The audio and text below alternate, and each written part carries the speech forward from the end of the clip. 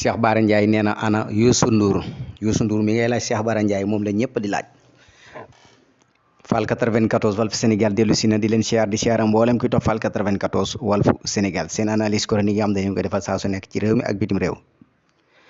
jaajëfal nañ leen siyaar nañ leen way leen di topp Fall 94 Walf Sénégal. voilà ñu dellu si rek ba léegi ci manifestation yi amoon démb waa F24 doon ko def mbooloo mu bare nag daje fa woon Cheikh Bara Ndiaye nag jël fa kàddu lancé ay discours di laaj Youssou Ndour voilà ndax xam nga li may wax rek Sénégal lañ war a jël teg ci sunu kanam ñu liggéeyal Sénégal voilà kii muy laaj nag Sénégal xam nañ ko am na image fii Sénégal waaye image su démb ak image su tey dafa wute lu bare jamono ji dafay dox te nit ñi dañuy ànd ak jamono di dox ndax jamono boobu noonu bi mu fi nekkee woon doon na génn ay cassette ay CD ñoo ko jàppale ba tey fii mu agsi fii ku nekk xam ne ni démbam ak Youssou Ndour ak i cassette am ak i photom da ngay xam ne kii fi mu jaar daa metti te Sénégalais yi moom boo jaaree fu metti rek dañ lay jàppale moo tax bu daan génne cassette wala CD nit ñi dañ koy jënd wala nga xam ne Youssou Ndour rek moom moo fi nekkoon daanaka mën naa ne ci koo xam ne ni lu mu def wala lu mu wax lu mu kii rek dañ koy mais ana loola tey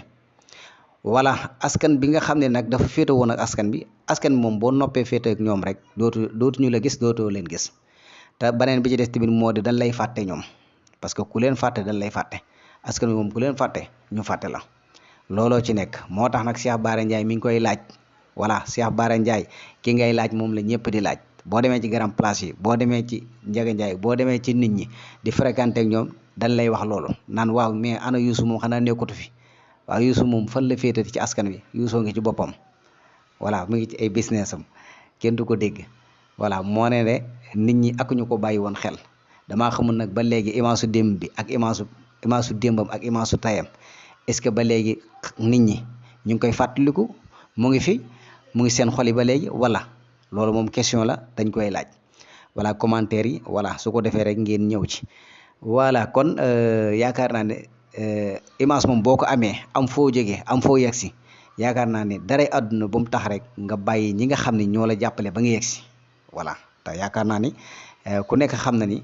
gars yi ko jàppale ba mu yegsi ndax mooy def fu génnee kaset gars yi jënd bu tëggee gars yi dem fu mu mën a dem gars yi dem lu muy publicité wala lu mu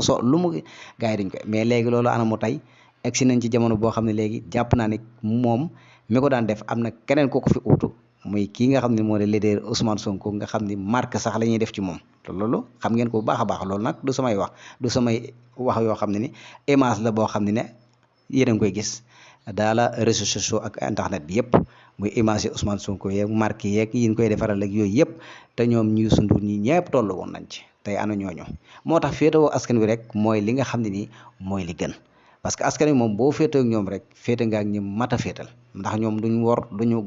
duñu jàmm kenn saa su nekk fa ñu nekkoon lañ nekk mais nag